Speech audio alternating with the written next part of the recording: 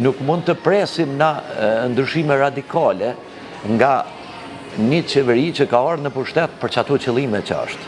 Mos mendoni këto. Shikoni, këtu nuk mos kërkoni zgjidhje te ata që sot janë fitues në këtë aspekt. Ata i kanë zgjidhjet e veta, edhe në emër të atyre zgjidhjeve kanë ardhur në pushtet. Këtu duhet të punohet në atë drejtim që me ndryshu struktura e fuqisë politike në Kosovë. E atëherë mund të flitet për veprime të tilla të njanshme ose veprime të tilla të karakterit zhvillimor ose karakterit nacional. Çka po du më thonë me këtë? Shikoni, Kosova ballafaqohet me probleme sociale, ballafaqohet me probleme të mirëqenies. Dhe mu për atë prioritet qytetari i Kosovës ende e ka me ngi barkin buk, me pas të ardhura. Nuk e ka atë synimin që e kishte më herët. Përpara në Kosovë kanë ditë me thonë na hajmë edhe bukë kryp, por duhet me bo shtetin. Kurse sot ambicjet e zhvillimit social të mirëqenies janë shumë të mëdha. Ka shumë njerëz që edhe nuk duhen ta përmendin shtetin, duhen ta përmendin jetën e tyre familjare, jetën e tyre të mirëqenies. Edhe në momentet më kritike shkojnë në përpushime, edhe nuk i kryjnë detyrat si qytetar. Kështu që ka ndryshuar shumë mendësia. Mirë po, në Kosovë dhe në shumicën e vendeve, unë mendoj se elita duhet të ndërtojnë strategjinë e zhvillimit e jo populli.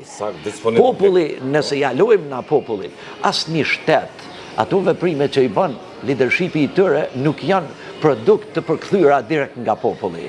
Mos pritni që këtu të përkthehet diçka direkt nga populli dhe atë ta plason elita, jo. Elitat marrin mendime të rëndësishme për shtetin. Na duhet në Kosovë ta ndërtojmë një elitë e cila në prioritet e ka ndërtimin e shtetit. Stabilitetin. Përse për me ndërtimin e shtetit? Ka ndalë nga shina nga këtë konceptu, do zot. Jo, shiko, a di si, se cili ka ambicjet e veta si e ndërton shteti. Po për disa gjëna mbasi janë të panegociueshme. Shiko, po, janë. Për atë po thëmë, duhet të vendosen disa vija të kuqe që i thojnë këta analistët shpesh. Por faktikisht duhet të vendoset lista prioritare.